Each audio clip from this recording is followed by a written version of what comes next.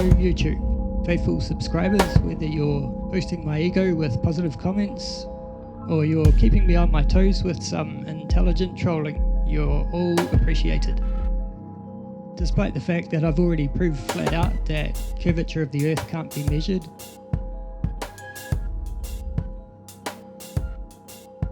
and that is not due to any kind of atmospheric refraction, light bending.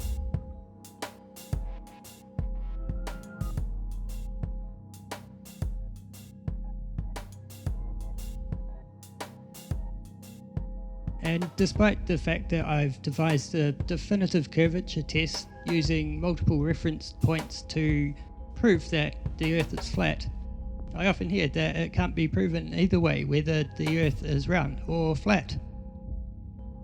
So I'm going to take the flatness test a few steps further and go into a bit more detail to prove once and for all that we're living on a plane. I'm going to stick to using photos of the Kaikoura Ranges in the South Island of New Zealand, taken from Wellington's south coast. This gives us a pretty decent range in terms of point-to-point length, as well as a decent range in heights of peaks that we can use. I've been out there a few times taking panoramas, as the spot's just breathtaking, especially at sunset. On the day I was out taking these shots, the conditions were just about perfect. The further away the mountains are from the camera, the lighter they are. That's because there's more atmosphere between us and the further mountains, so they get kind of washed out. Pretty obvious, but this photo demonstrates it nicely. I'm going to pick out a few prominent peaks and color code them for convenience.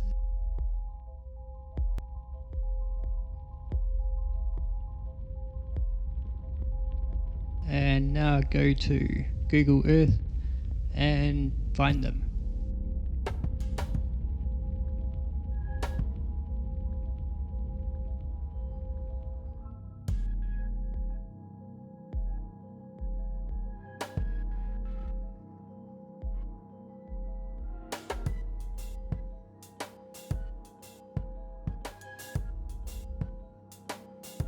And a few weeks later I've found them. It's pretty hard work, but I'm confident that I have found the right ones. But please don't take my word for it, check for yourself. Everything you need is right here. Once again, I'm going to enter the heights of the peaks and the distance from the camera into a graph. Now I go back to the photo and make a horizontal line at the height of each peak, color coded of course. Since the furthest mountain away is also the tallest, I can just cut it at that point, and where that line meets each other point gives us an extrapolation to a 2D view to count for perspective. So hopefully it'll match up to the lines on the photo again. Let's have a look. And once again, pretty much perfect. I'm guessing refraction's not playing much of a part here. I don't think we get a whole lot over the Cook Strait, judging by my experimentation. And what anomalies you can see there, I'm willing to bet would be a result of Google Earth's measurements. We can't expect Google to have accurate data for every nook and cranny in the Kiwi bush. That's some pretty full-on wilderness out there.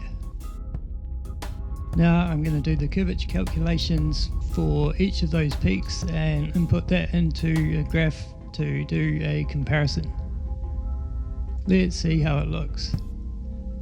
As I suspected, it's all over the show. Not only does it not match, but some of the lines have crossed over. Any of you ball lovers out there care to explain that to me? I didn't think so.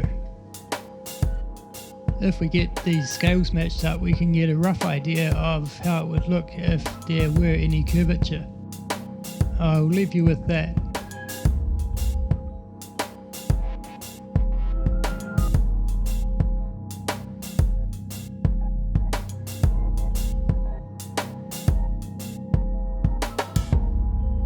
I'd have to say, curvature thoroughly busted. Once again. Thanks for watching.